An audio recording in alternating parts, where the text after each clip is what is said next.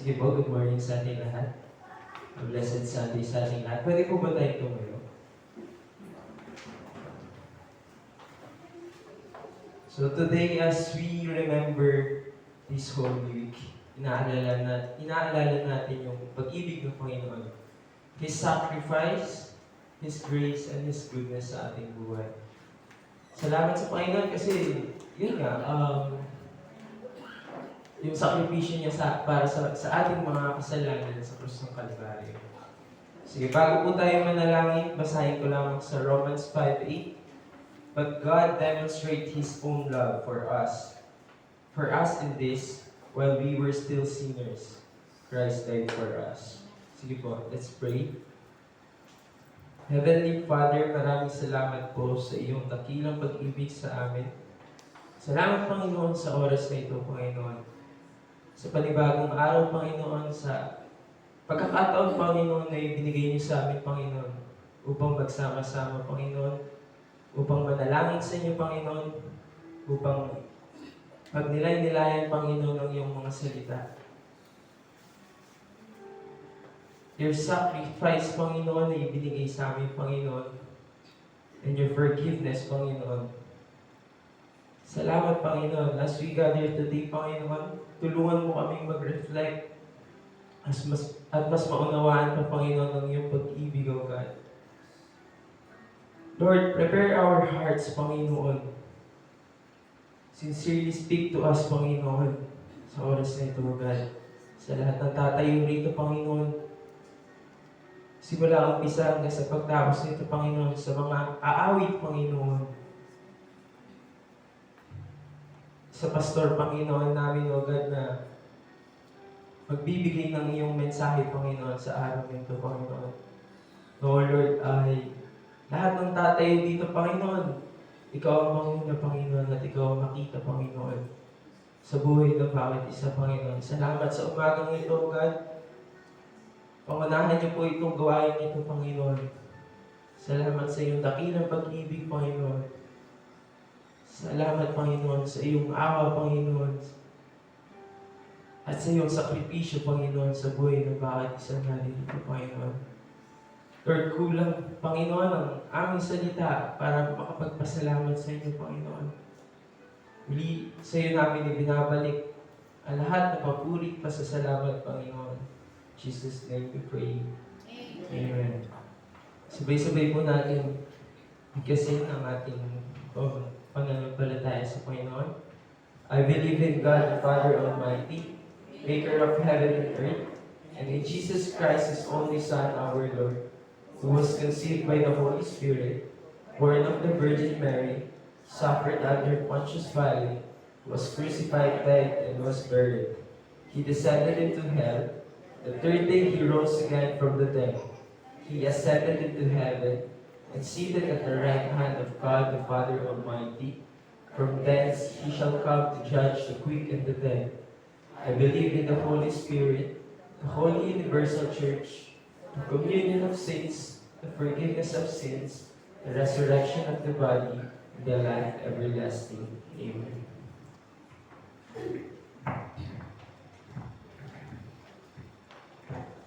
Amen. Magandang umaga po sa lahat.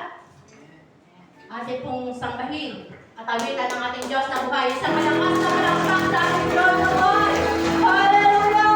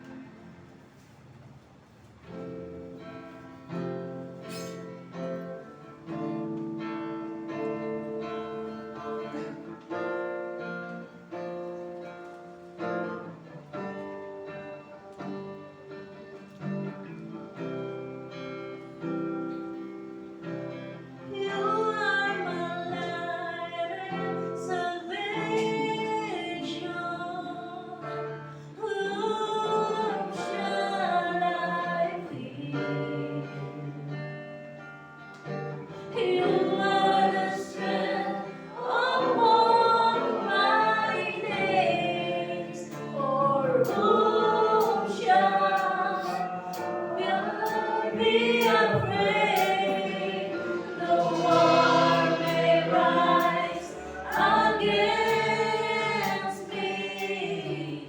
For this will I be sure, that I will bless the Lord forever. I bless your holy name.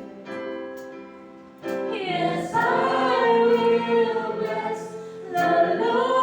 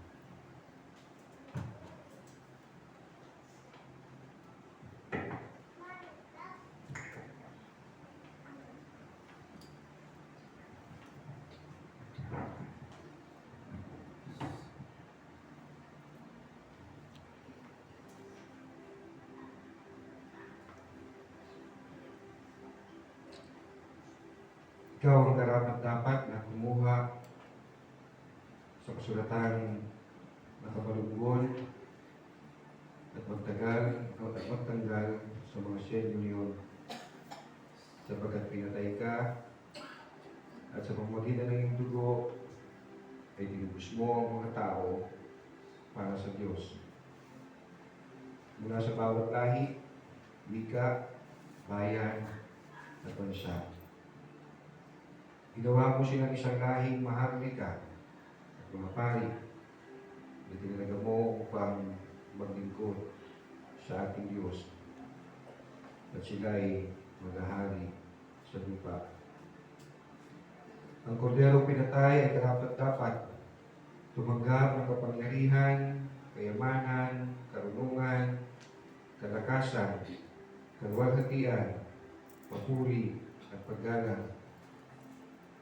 Sa nakaupo sa trono at sa kordero, ang papuri at karangalan, kalwalhatian at kapangyarihan magpakailanman. Opo, Panginoon, salamat po o Diyos, kaya kami naririto, nagpupuri. At opo, nagpupuri hindi lamang sa buhay na ito, kundi sa buhay na darating, sa buhay na walang hanggan. Nagpupuri kami, Panginoon, sapagkat kayo ay Diyos na buhay. At opo, Panginoon, dahil kayo ay Diyos ng buhay, Diyos ni Abraham, Diyos ni Isaac, Diyos ni Jacob, hindi Diyos ng mga patay, kundi ng mga buhay. Kaya naman, Panginoon, kami ay nagkaroon ng buhay na walang hanggan.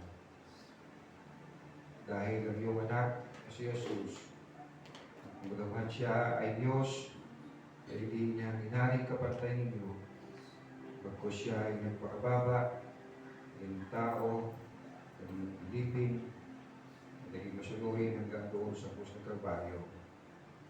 Siya ay namatay, ngunit hindi na natiling patay, sa gatong araw ay muling nabuhay. At po, lahat ng sinumang magsisi at manalig sa Kanya, ay nagtamo ng buhay na walang hanggan. Salamat po, Panginoon. Ito po minsan pa, Panginoon, sa pag-alala namin sa muling pagkabuhay ng Panginoong Jesus. Tunay nga, Panginoon, nagpapahayag. Tunay si Jesus ay buhay. Sapagkat higit 2,000 taon ang nakaraan, patuloy siya inaalala at pinagdiriwang. At hindi nga lamang po pagdiriwang sa buhay na ito, hindi yan sa langit, sa buhay na walang hanggan. Muli, Lord, panaliwain niyo sa amin ang kalugan, kabuluhan, ng muling pagkabuhay ng Panginoong Jesus. At tunay ka, magwalhati, matakila sa aming mga buhay. Pinagpuri ka namin na dakila, kung sa namin sa madalaging may salamat sa mga sa pangalan ni Jesus, ang natin mo sa amin. Amen.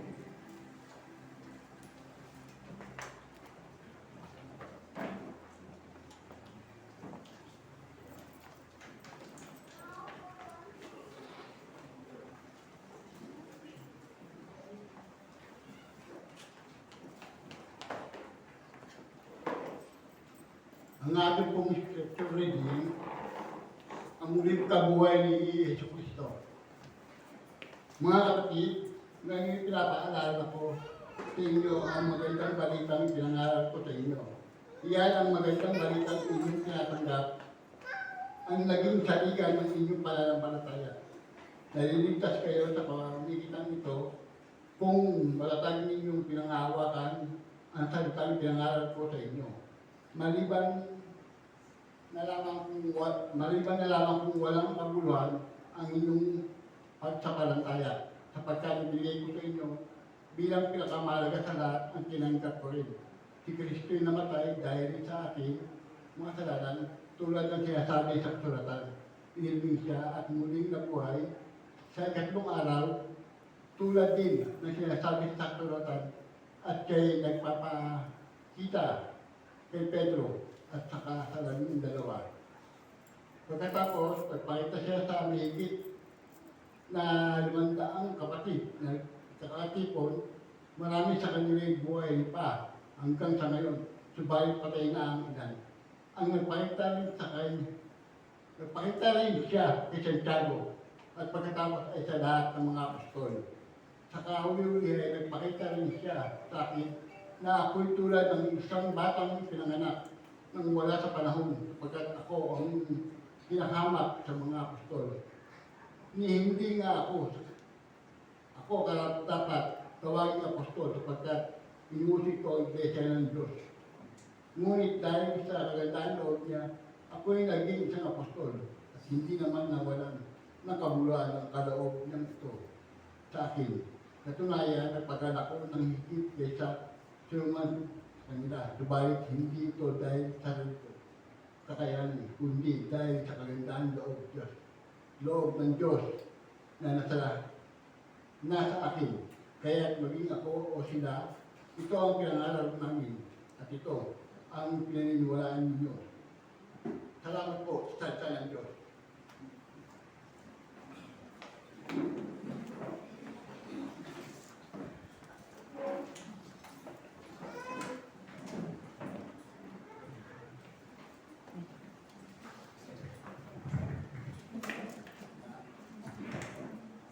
Patuloy natin makita ng ating Diyos na buhay. Amen.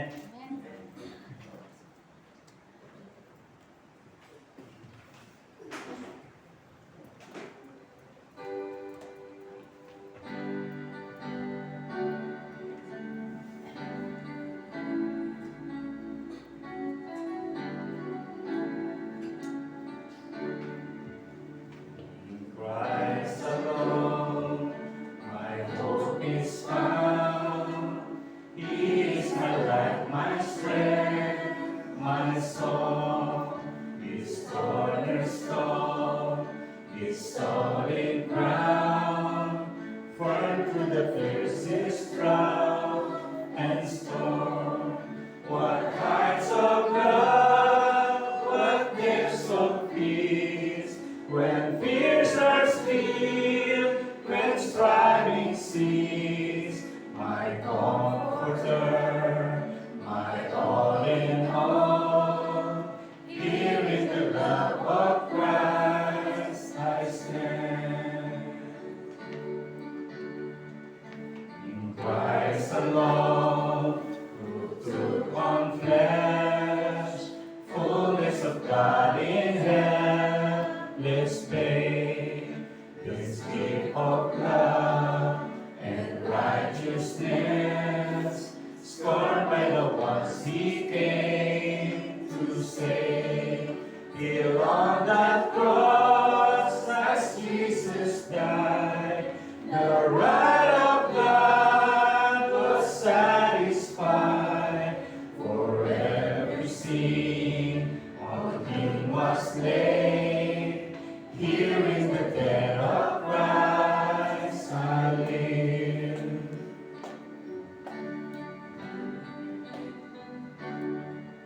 There in the ground His body lay, light of the world by darkness slain, then bursting forth in glorious day, up from the grave He rose again, and as He stands in victory, since curse has lost its grip on me, for I am His and He is mine, bought with the precious blood of Christ.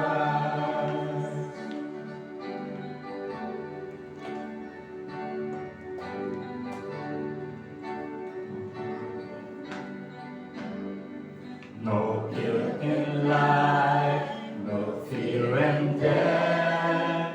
This is the power of Christ in me. From life's first cry to final breath, Jesus commands my destiny. No power of hell, no stream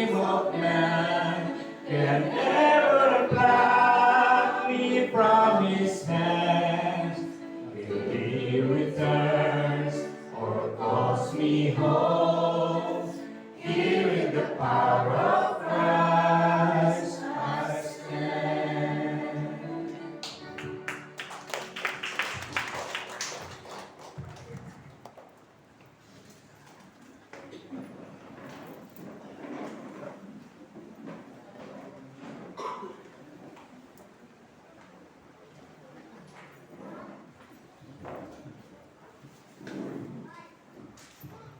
Praise the Lord.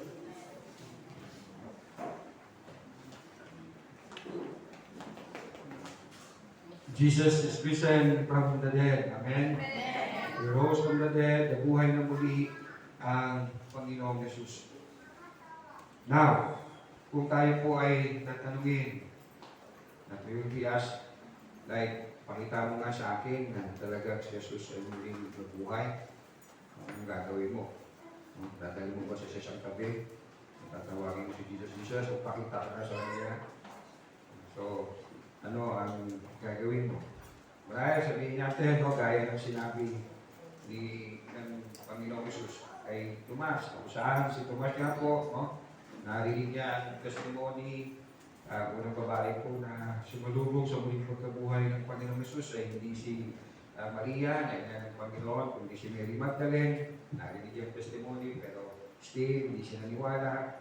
At narinig niya ang testimony ng kapwa niya mga alagad, but still, hindi siya naniwala. So, after a week, imagine, after a week, no? So, mahigit isang linggo na si Jesus, mula sa siya ay namatay. So, hindi siya muling nabuhay, talagang bulok na ang kanyang katawan. Pero sabi ng banal na kasulatan, after a week, nagpakita siya, and this time, nandun na si Tomas. Remember kung ano po ang naging wikaan nila, no, ni Tomas at ng Panginoong Jesus. Next slide. Hindi pala next slide. Ano po tayo ng mensahe natin? The resurrection. So, ano po sinabi po? Ano pong wikaan ng dalawa? Ni Tomas at ng Panginoong Jesus. Next slide. Sa John chapter 20, beginning verse 27, at sinabi niya kay Tomas, ilagay mo ang iyong daliri dito at tignan mo ang aking mga kamay. Ilagay mo ang iyong kamay sa aking tagiliran. Huwag ka nang mag-alinlangan pa sa halip ay maniwala ka. Sumagot si Tomas, Panginoon ko at Diyos ko. Sabi ng IFC, kaya daw nasabi niya, dahil nagulat si Tomas, kaya napaganoon salita. Kung nagulat ba o hindi po siya nirebuke ng Panginoon Jesus. Hindi po sinabi ng Panginoon Jesus, hinay-hinay lang, hindi ako Diyos. Hindi po. Kung ano po naging tugon ng Panginoon, verse 29, sinabi sa kanya ni Jesus, naniniwala ka na ba dahil nakita mo ako? Pinagpala silang hindi nakakita, gayon may naniniwala. At marahil ito maaaring yung sagot, mas magtatanong sa iyo, patunayan mo nga na si Jesus ay muling nabuhay. May quote this one, no, na pinagpala silang hindi nakakita, gayon may naniniwala. Yes, good, but we can see po na hindi lamang po, no, pinatunayan ng mga apostles na si Jesus ay buhay by just saying, believe, kundi nagpatotoo sila na si Jesus ay muling nabuhay. Nagpatotoo sila mula sa salita ng Panginoon, nagpatotoo sila sa kanilang karanasan sa Panginoon, nakita nila, nakasalo nila ang Panginoon, at nagpatotoo sila sa iba pang mga pamamaraan na patunay ng Panginoong Jesus ay muling nabuhay. Again, if you will be asked, prove to me, show to me that Jesus ay muling nabuhay. Ang natin sasagutin. Ano sabi ni Apostle Peter sa kanyang unang sulat? Next slide, 1 Peter chapter 3, verse 15 to 16. Igalang ninyo si Kristo mula sa inyong puso bilang Panginoon. Yes, lagi kayong maging handang sumagot sa sino man humingi ng paliwanag sa inyo tungkol sa pag-asang nasa inyo. Again, we will be asked, show to me, prove to me, na si Jesus ay muling nabuhay. Anong gagawin niyo? Anong isasagot niyo? Pwede ko bang tawagin si Pastor? Oh. Can I call a friend? Verse 16, ngunit gawin niyo ito ng mahinahon at may paggalang. So imagine yourself, no, anong iisipin mo, meron kang kilalang professing Christian, 15 years ng mananampalataya, 10 years ng mananampalataya, 5 years ng mananampalataya. And then you will ask him, or show to me na si Jesus ay muling nabuhay. And then ang sasagot sa iyo, I will call my pastor. Anong iisipin? Especially kilala mo na siya, nakikita mo siya linggo after linggo, nagsumisimba, may dalang Bible, very active sa church, and yet ang sagot mo sa iyo, I will call my pastor. And here's the text natin, mula sa 1 Corinthians chapter 15, pinabasa lang natin yung ilang bahagi, pero we will be covering hanggang 19, known as Resurrection chapter. And here, tingnan natin kung paano po pinatunayan ni Paul na mayroong resurrection, na may muling pagkabuhay dahil si Jesus ay muling nabuhay. He didn't just say, believe what we say. Sapat na yun. No. Kundi naglatag po si Paul ng mga arguments to prove that there is resurrection. That resurrection is real. That we divide sa tatlong puntos, kung nagbubulay-bulayan. Una, the heaven side, o sa panig ng langit, o ng kasulatan. Pangalawa, the historical side, o sa panig ng kasaysayan. Pangatlo, the human side, o sa panig ng kaisipan ng tao. Isa-isayin po natin. Una po, the heaven side.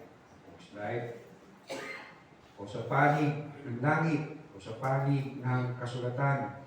Here, si Paul, una niyang inilatag na argumento to prove na may resurrection ay hindi ang kanyang karanasan, kundi ang sinasabi ng banal na kasulatan.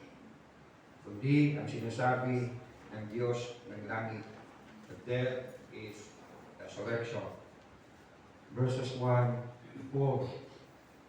Mga kapatid, ngayon pinapaalala ko sa inyo ang magandang balita. Next slide. Ipinangaral ko sa inyo, iyan ang magandang balitang inyong tinanggap at naging saligan ng inyong pananampalataya. Naliligtas kayo sa pamamagitan nito kung matatag ninyong pinangahawakan ang salitang pinangangaral ko sa inyo. Maliban na lamang kung walang kabuluhan ang inyong pagsampalataya. Before I read verse 3, ang sinasabi lang dito ni Pablo, kung talagang naniniwala kayo sa mabuting balita, then you have salvation. You have buhay na walang hanggan. But if you don't, di ba pinaniniwalaan mo, you don't believe that Jesus rose again from the dead, that is the gospel. You don't believe that Jesus is sinless, you don't believe that Jesus ay nagkatawang tao, then kung di ka naniniwala sa Ebanghelyo, wala kang kaligtasan. Period. Verse 2, sapagkat ibinigay ko sa inyo bilang pinakamahalaga sa lahat. Remember, the significance of the gospel. Ang tinanggap ko rin, the source, hindi galing kay Paul, kundi tinanggap lang niya, na si Kristo ay namatay dahil sa ating mga kasalanan, tulad ng sinasabi sa kasulatan, inilibing siya at muling nabuhay sa tatlong araw, tulad din ng sinasabi sa kasulatan. Again, the story of the gospel. So the gospel is not about encouraging message, inspirational message. It is about the story of Jesus. Life, death, and resurrection. You're witnessing yung testimony kung paano ka binago ng Diyos. That's good. Pero hindi yan yung gospel. Hindi yung testimony mo, ang pinag-pray mo, yung binigyan ng katugunan, that's not the gospel. The gospel is about the Lord Jesus Christ. Can you say amen? So ito ang inunan niya. Dahil ito ang ikanay foundation, origin, ng muling pagkabuhay, ng buhay na walang hanggan. Ang Diyos na nagpahayag sa pamamagitan ng kanyang banal na kasulatan. At hindi nga, makita natin, paulit-ulit itong sinabi ng Panginoong Jesus. Ayon sa kasulatan, upang matupad ang kasulatan. At ito rin ang sinabi ng anghel kay Mary Magdalene, nang siya'y tumungo sa libingan ng Panginoong Jesus at nakita niya wala ng katawan o ang bangkay ng Panginoon. Let me read to you, wala po sa ating slide, in Luke chapter 24, verse 6 hanggang 7. Yung anghel po nagsasalita po dito kay Mary Magdalene, wala siya rito, siya'y muling nabuhay. Then, alalahanin ninyo ang sinabi niya sa inyo noong nasa Galilea pa siya. So, alalahanin ninyo ang sinabi niya sa inyo noong nasa Galilea pa siya. Ang anak ng tao kailangang pagkanulo sa mga makasalanan, ipako sa krus at itong araw ay muli mabubuhay. Sa dalawang alagad, eventually sa lahat, mga alagad, babasahin ko sa Luke chapter 24. Ito rin ang sabi ng Panginoong Jesus sa kanila. Let me read simula verse 25. Sinabi sa kanila ni Jesus, kaya hangal ninyo, ay kukupan ninyong maniwala sa lahat ng sinasabi ng mga propeta. Kasulatan. Hindi ba kailangan ng Kristo ay magtiis ng lahat ng ito bago siya pumasok sa kanyang kalwalhatian? At ipinaliwanag sa kanila ni Jesus ang lahat ng sinasabi sa kasulatan tungkol sa kanya, simula sa mga aklat ng Moises hanggang sa mga sinulat ng mga propeta. So, banal na kasulatan. Then, verse 44, sa pagitan ng verse 35-37 at verse 44, magpababasa natin doon, pinakita niya ang kanyang mga sugat. Pagkatapos, verse 44, pagkatapos ay sinabi niya sa kanila, ito tinutukoy ko nang sabihin ko sa inyo, nung kasama pa ninyo ako, dapat matupad ang lahat ng susulat tungkol sa akin sa kautusan ni Moises, sa aklat ng mga propeta, at sa aklat ng mga awit. Ito yun, no? Prior to this, mababasa nyo dyan, pakita siya, humingi pa siya ng pagkain, ginawa akong tinapay, to show you, to prove you, hello, ako ito, buhay na ulit. Pero hindi siya ulit totoo, bumalik siya ulit sa scripture. Sa scripture. Kasi ito yung foundation, ito yung may final say, ito yung may authority to say to us that there is resurrection. Because sabi nga ng Panginoon, I am the resurrection and the life. The gospel is God's gospel. Ang mabuting balita ay mabuting balita ng Diyos. May hear you, amen? Again, sabi nga po ni Pablo po dito sa verse sa uling bahagi, ang tinanggap ko rin. Hindi namin ito konsepto, hindi namin ito pinag-isipan ng mga apostles, kundi ito'y tinanggap namin. Hindi namin ito invento, kundi ito'y tinanggap namin.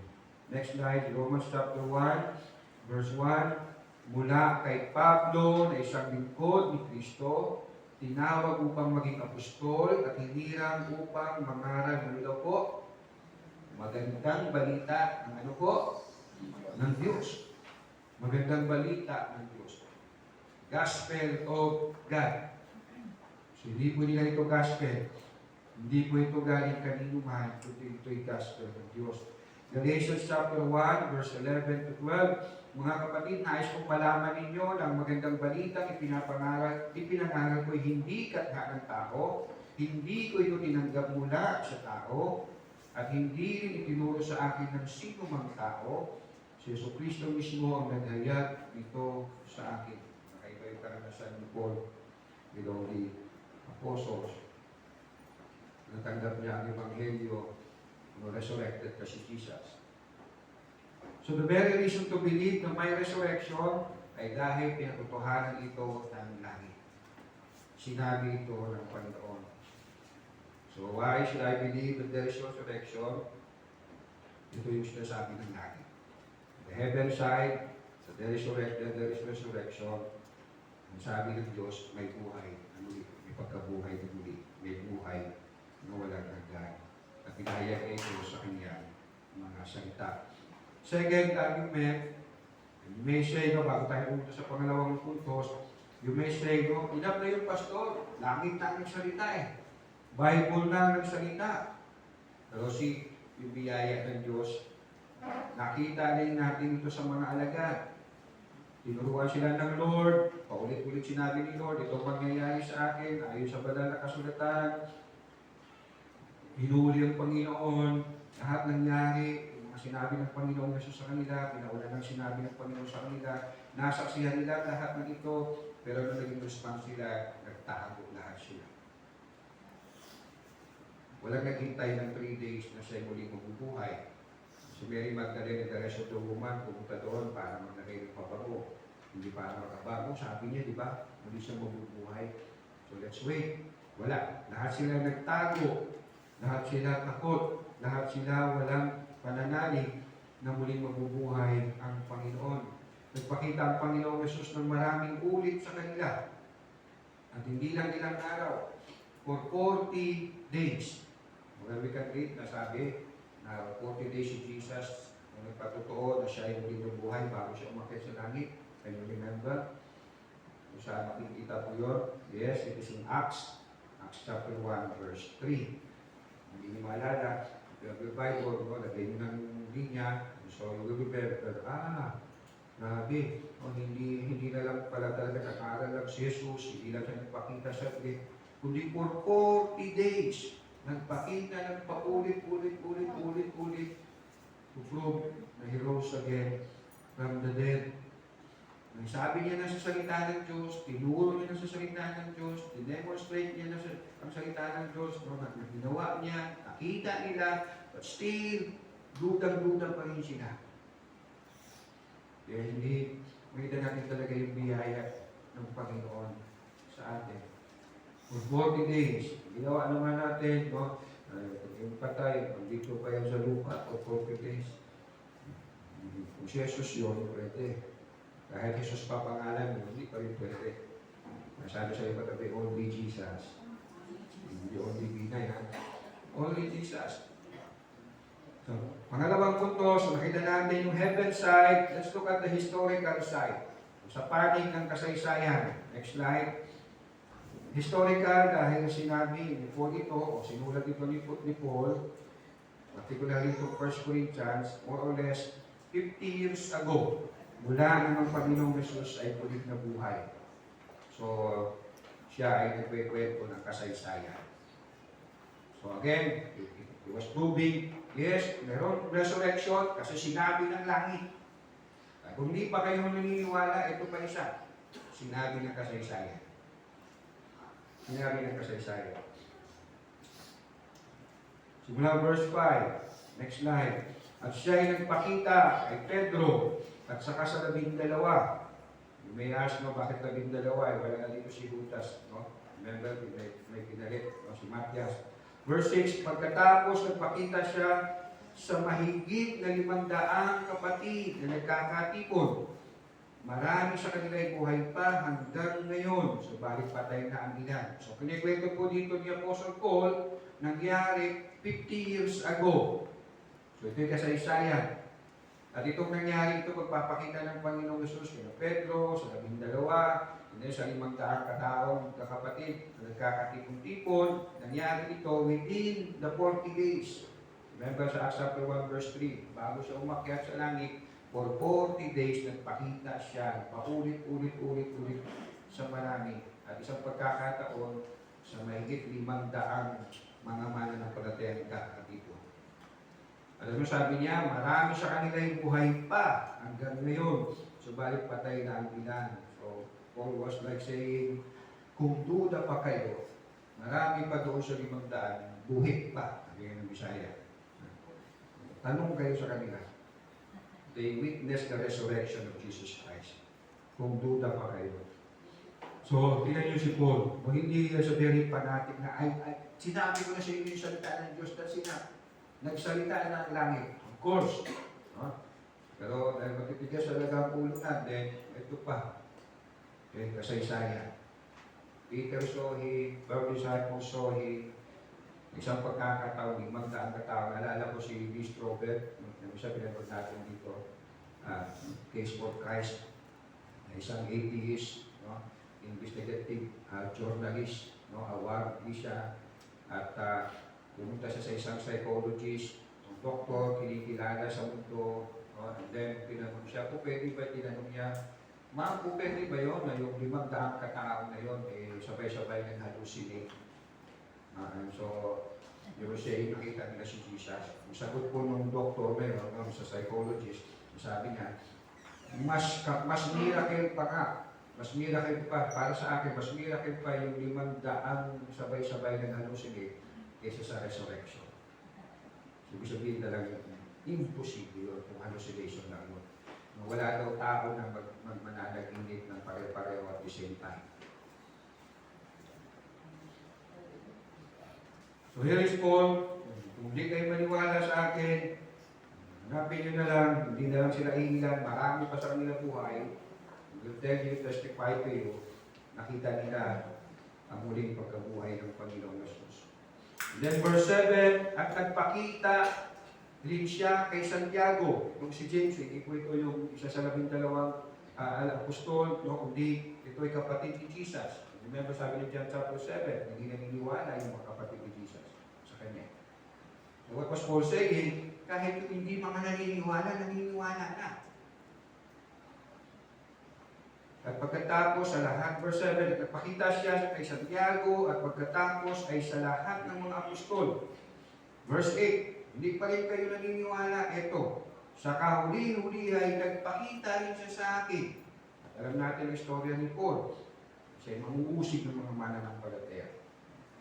Kahit na ako'y tulad ng isang batang ipinanganak ng walang panahon, sapagkat ako ang pinakahamak sa mga apostol. Hindi ako karapat-dapat tawagin isang apostol, sapagkat inusig ko ang iglesia ng Diyos.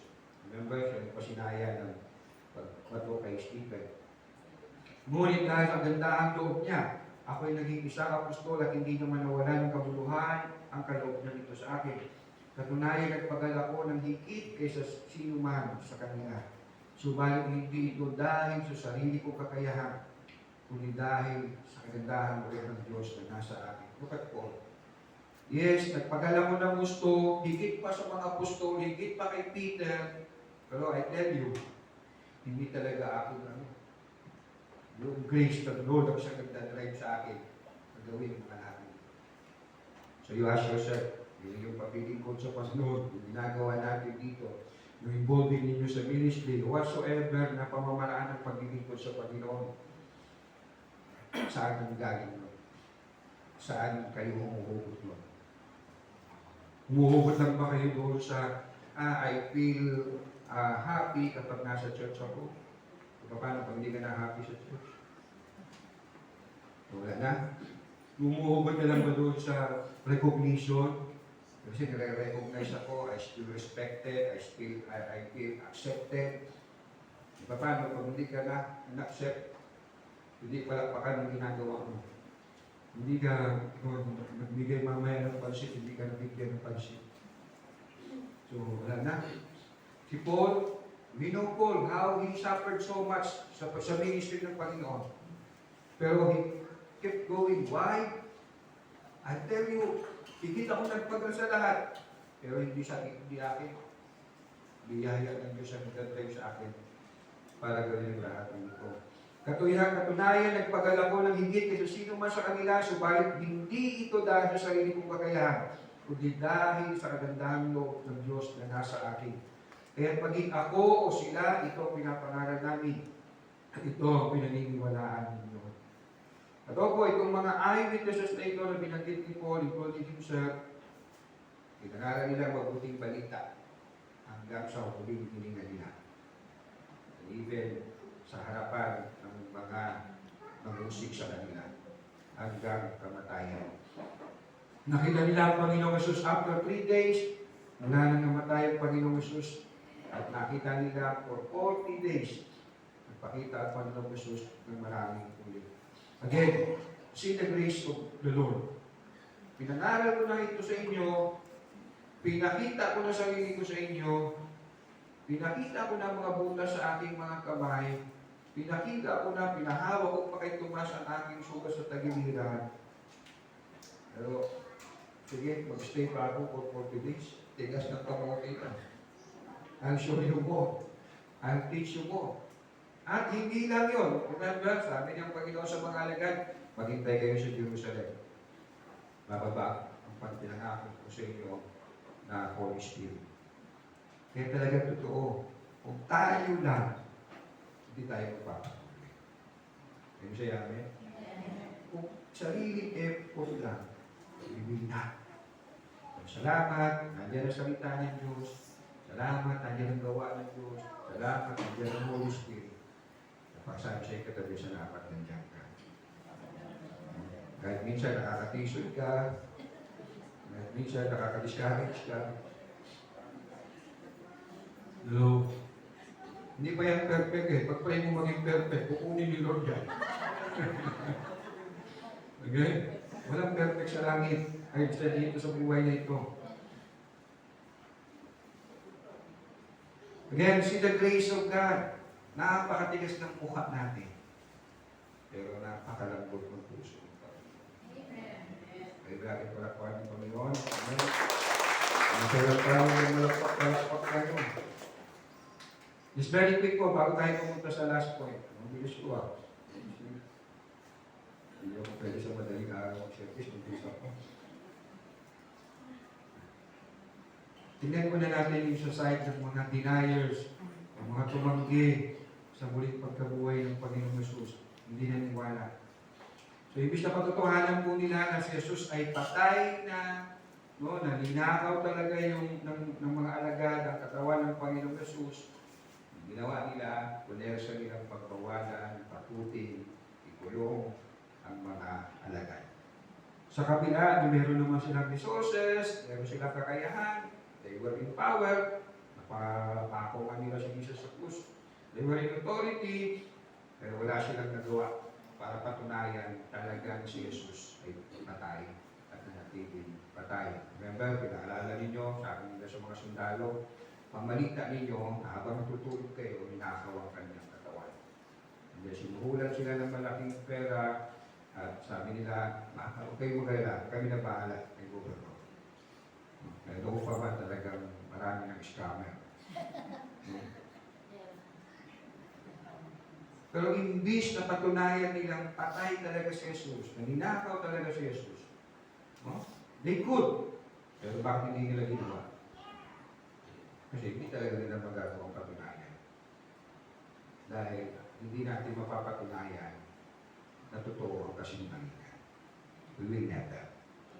Kahit paniwalaan ng buong mundo ang kasinungalingan, mananatiling kasinungalingan ang kasinungalingan.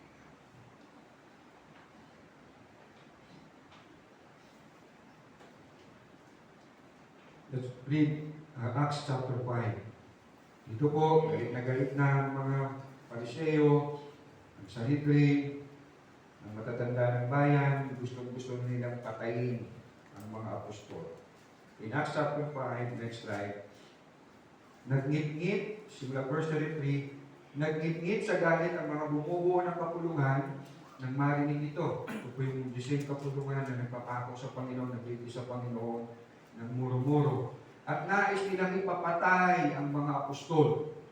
Ngunit tumayo ang isa sa kanila na ang pangalan ay Gamaliel, isang Pariseyong guro na kautusan at ginagalang ng buong bayan, na naging teacher ni Paul.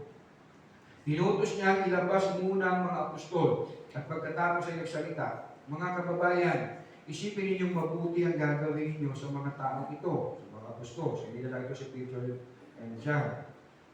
Hindi pa nagtatagal mula nang lumitaw si Judas na nagpanggap na isang dakilang pinuno at nakaakit ng may 400 tagasunod. Ngunit nang mapatay siya, nagkaliwalay ang kanyang mga tauhan at nauwi sa wala ang kanilang kilusan. Pagkatapos lumitaw naman si Judas na taga-Galilea noong panahon ng magpapatala ng mga mamamayan at nakaakit din ng maraming tauhan. Nang mapatay siya, nagkawatak-watak din ang mga tagasunod niya. Kaya't ganito ang payo ko. Huwag ninyong pakialaman ang mga taong ito. Hayaan ninyo sila. Kung ang kanilang plano, kilusan ay mula sa tao, ito'y kusang maglalaho. Ngunit kung ito'y mula sa Diyos, hindi nyo ito mahahadlangan at lilitaw pang kayo'y lumalaban sa Diyos. Sinunod nga nila ang payo ni Gamaliel. What was Gamaliel saying? Tigilan nyo na yung mga yan. Ang dami nang nagsulputan, as namatay sila, asa na yung mga followers nila? Wala na. So yan, kung yan eh, sa tao lang yan, pag nagkamdamatay din yan, matatapos din yan.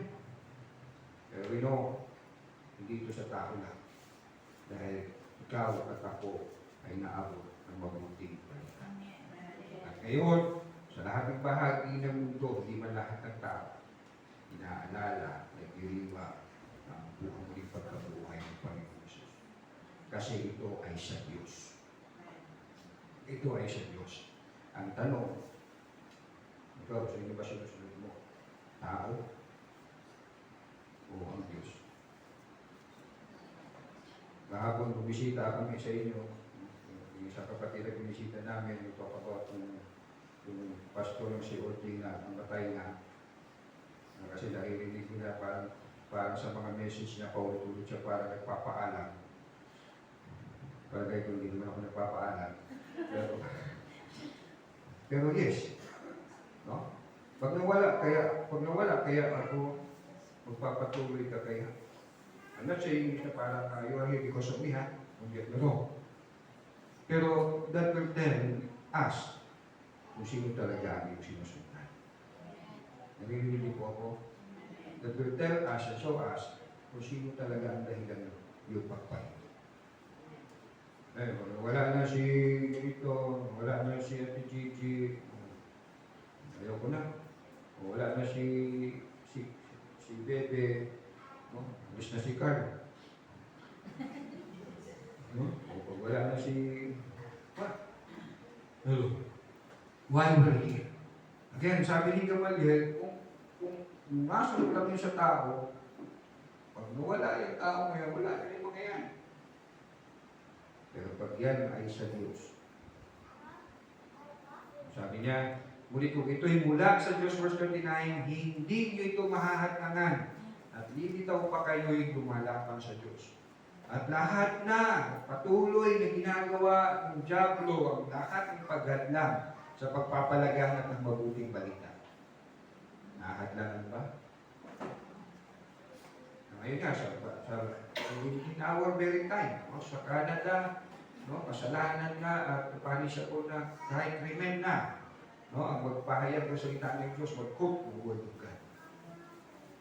Okay? Sa China, pinalitan na nila yung Bible. Meron pa rin Bible, pero pinalitan nila. No? Ang isa sa grabe pinalitan nila, yung story nahuli sa pangangalo niya. Ang imbis, di ba, sabi ni Lord, hindi kita paparusahan, umuwi ka na. At huwag kang magkasala. Ang ginawa nila, pinalitan nila, nagsiyarin siya ng lahat, si Jesus pinapabato niya yung babae. Hanggang sa mamatay. Kaya, yun yung ginagawang pamilya nila.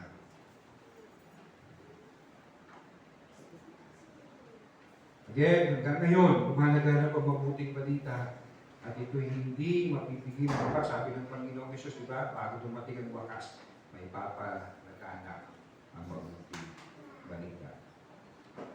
Ang tanging kapanganakan, kamatayan at muling pagkabuhay na inaalala, ipinagdiriwang ang lahat ng bahagi ng mundo. The life, death, resurrection of the Lord Jesus Christ. Tama? Christmas. We celebrate ang kanyang kapanganakan. And now, Easter Sunday, we celebrate ang kanyang muling pagkabuhay. So here is Paul, nilatag niya ang side ng langit, nilatag niya ang side ng kasaysayan to tell these people that there is resurrection.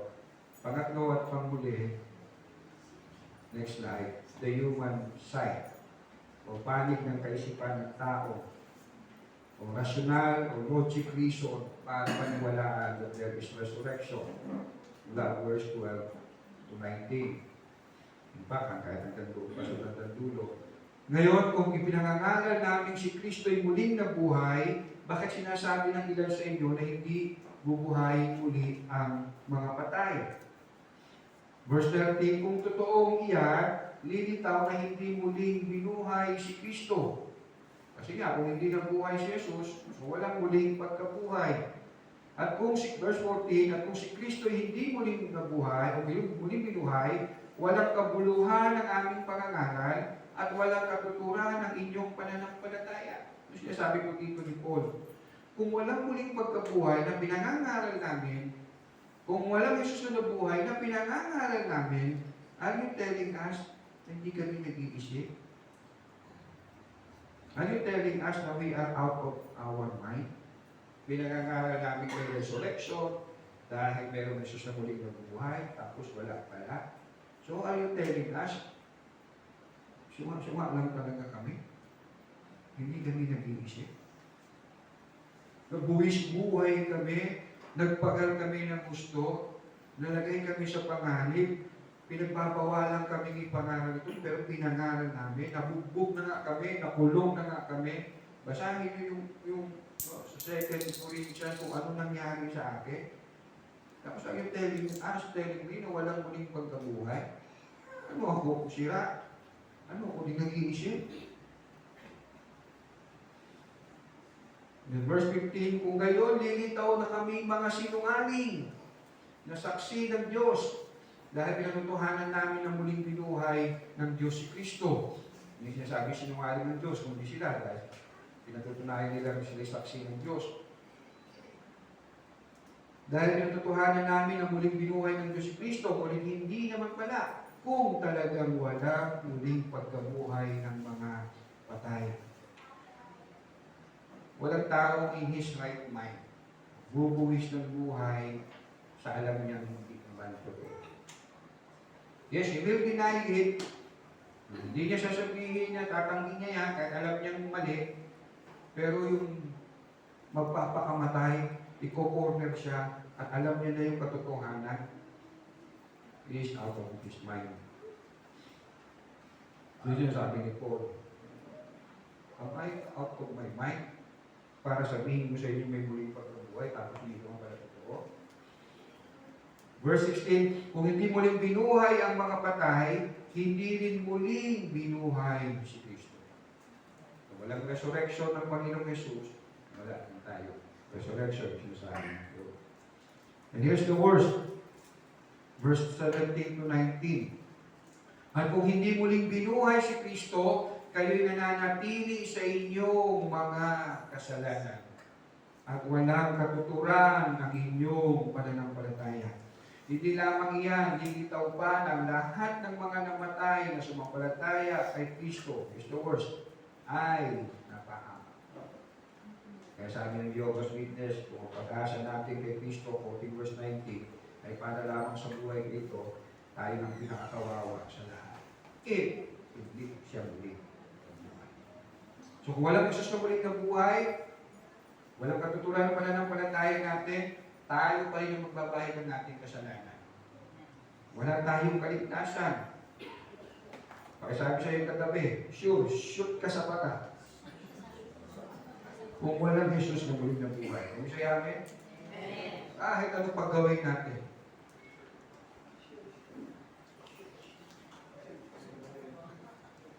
Tuloy ko ang basa sa verse 30 to 32. Next slide. At bakit pa kami nalalagay sa panganib? Ito ang sinasabi ko po kanina. At bakit pa kami nalalagay sa panganib sa lahat ng oras? Walang araw na di ako nabipilit sa kamatayan. Sinasabi ko ito sapagkat itinararangal ko kayo alang-alang kay Kristo Jesus ating Panginoon. Kung ang pakikipaglaban ko sa mababangis na kaaway sa Efeso ay para sa tao lamang, ano pa papala ko? Kung hindi rin lamang bubuhay muli ang mga patay, mabuti pa'y sundin na lamang natin ang kasabihan, kumain tayo at uminom sapagkat bukas tayo mamatay. Ano ba po sa iyo? Kung wala rin lang namang resurrection, kain-kain ka lang, timo-timo, inom-inom, mamatay, di mamatay. Wala naman palang buhay na wala hanggan. It's like what he was saying, tigilan nyo na yung paglilingkod nyo sa Diyos. Tigilan nyo na yung pagpapagal ninyo. Itong ginagawa ninyo, tigilan nyo na ito kung walang Jesus na muling na buhay. Dahil wala ka rin mga kaligtasan. Di ba yung ginagawa ng mga they thought na they will be safe kung gagawa sila ng mabuti. Kailangan ma-accomplish nila yung 700 steps a day para magkaroon ng tsansa. Tsansa pa nga eh, hindi pa nga talaga eh. Ang kaligtasan. So what was Paul saying? Ay naku, huwag na kayo magpagal dyan sa Lord nyo. Huwag na kayo magdalo-dalo sa mga gawain. Huwag na kayo mag-ministry. Kasi kung walang Jesus na muling na buhay, na tayong pag-asa. So walang test na lang, enjoy na lang natin. Sabi nga, YOLO, you only live once, so wala namang muling pagkabuhay. Go na lang. Sundin na lang natin yung ating dayaw. Kung walang Jesus na muling na buhay. Dahil ano man ang gawin natin mga pagpapagal sa Panginoon, Kung hindi siya muling nabuhay, wala tayong kaligtasan. Wala tayong buhay na wala hanggan. So let me end. So nakita natin, pinagtuhanan ng langit, ang kasulatan, pinagtuhanan ng kasaysayan, pinagtuhanan ng tao, the death is resurrection. Because Jesus rose again from the dead. Now what? You may ask, sa iyo, sa kapwa ko mananampalataya ng Panginoon, go on serving the Lord. Maglingkod lang tayo patuloy, no matter what. Ano man ang mangyari, ano man ang result, maganda o hindi, may result o wala, hindi man umayon sa ina-expect natin, go on and serving the Lord. Kasi ang pinaglilingkuran natin ay buhay. Again, look at Paul. Lahat ng ginawa niya, lahat ng pagpapagal niya, lahat ng buwis buhay na ginawa niya sa pagpapalaganap ng mabuting balita. Hindi lahat ng result ayon sa gusto niya. Di ba? Nagalit pa nga siya sa Galacia eh. Halos pagmumurahin niya yung mga taga-Galacia. Pero hindi siya uminto. Hindi siya tumigil sa paglilingkod sa Panginoon.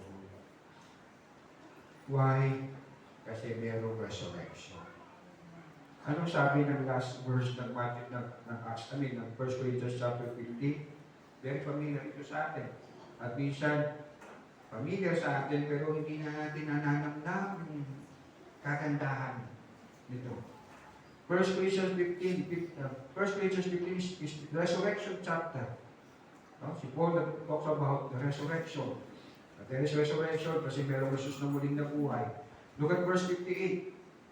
Kaya nga, mga minamahal kong kapatid, magpakatatag kayo at huwag matinag. Maging masipag kayo palagi sa paglilingkod sa Panginoon. Bakit daw?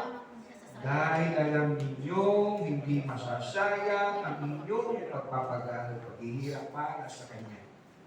Kasi muli siyang nabuhay. So, what will motivate me to go on? Madami nag-church. What motivate me to go on? Maraming kaibigan, tropa. What motivate me to go on? I feel accepted. I feel fulfillment kapag ako may ginagawa. No. It should not be. It should be because my Jesus is alive. Buhay ang aking Panginoon. Buhay ang aking pinaglilingkuran. Kaya ako'y nagpapatuloy. Dahil pa, hindi lang ako magpapatuloy sa buhay na ito.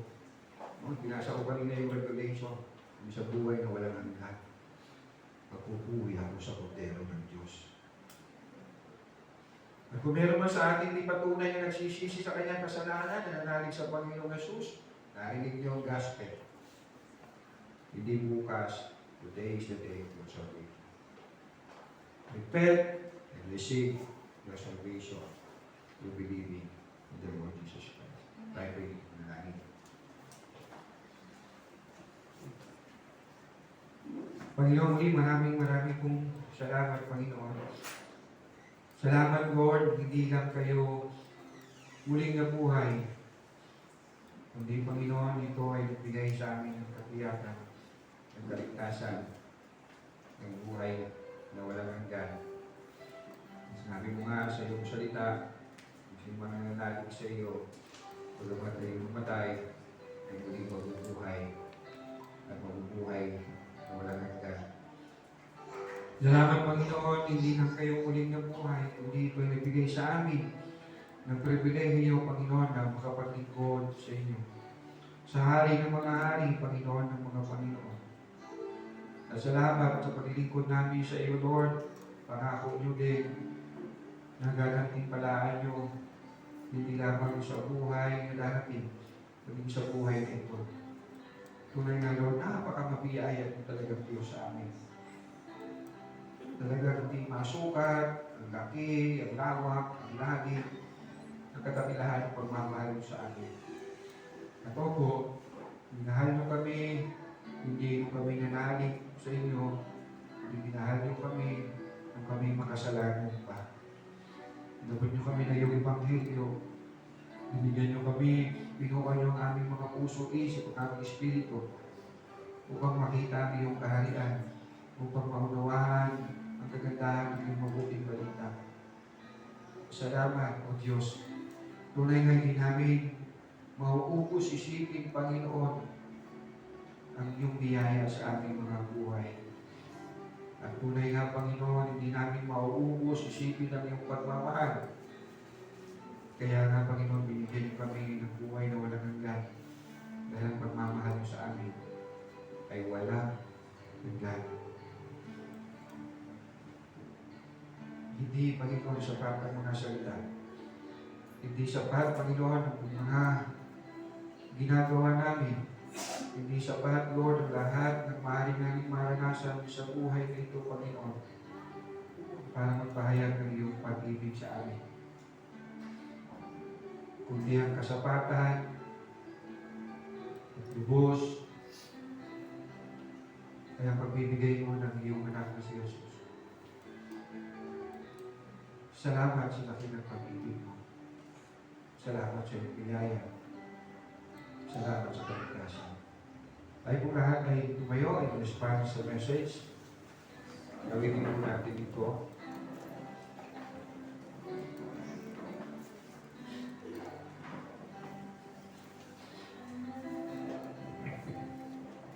Word is the lamb at awitin natin sa Tagalog version.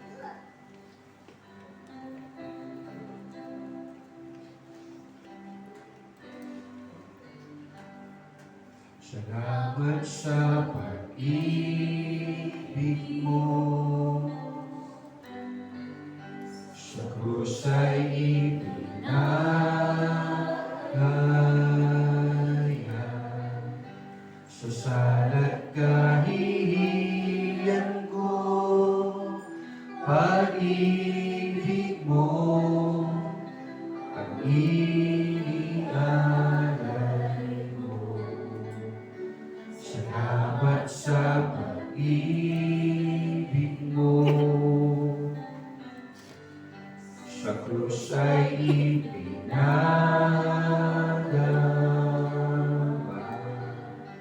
dinilis tinubos ako, kapatawaran, kaligtas ay natamo.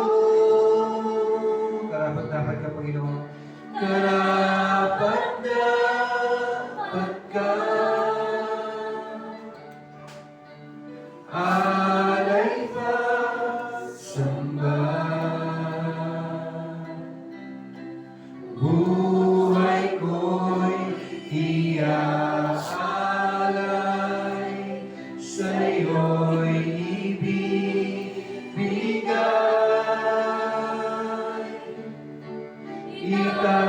Itataas kita,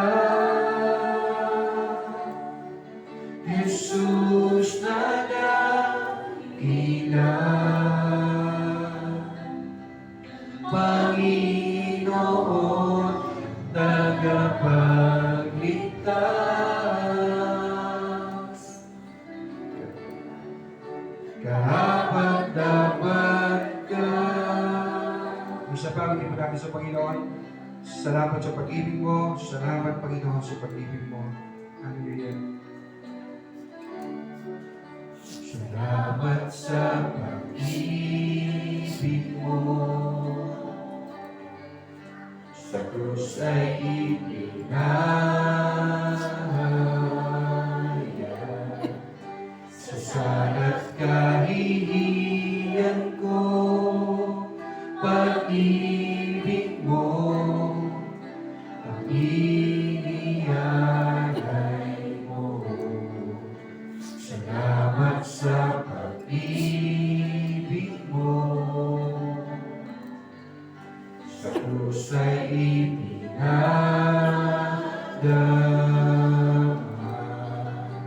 inilis tinubos ako, kapatawaran, kaligtas ay natamo. Karapat-dapat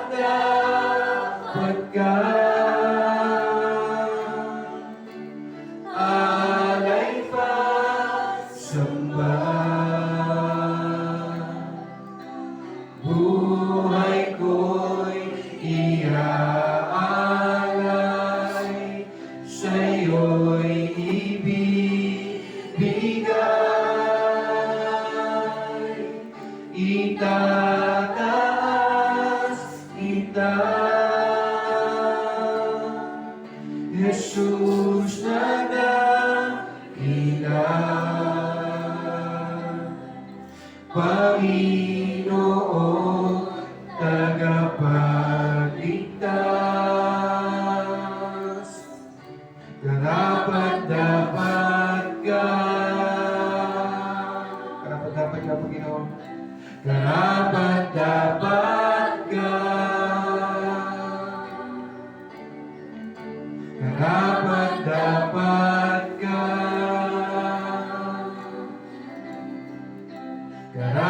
Karapat-dapat ka. So, yung pagkakanta mo sino doon, Lord, karapat-dapat ka, Panginoon.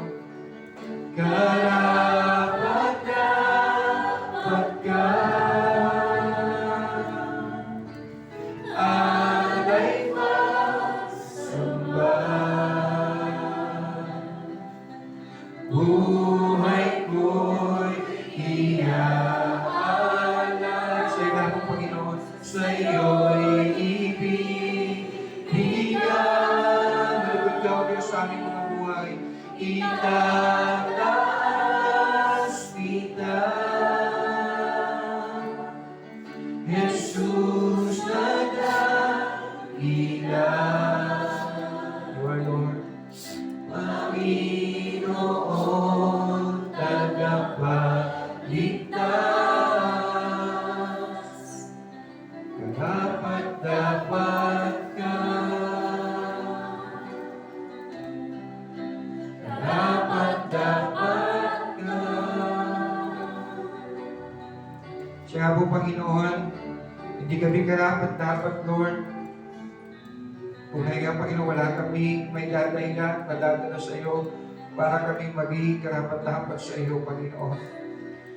Kahit na nga, Panginoon, nakita namin, naranasan namin, nadama namin, Panginoon, ang iyong pagliligtas, ang iyong biyaya, ang iyong pag-ibig, ang iyong awa, ang iyong katapatan na saliwa sa bawat umaga, Panginoon.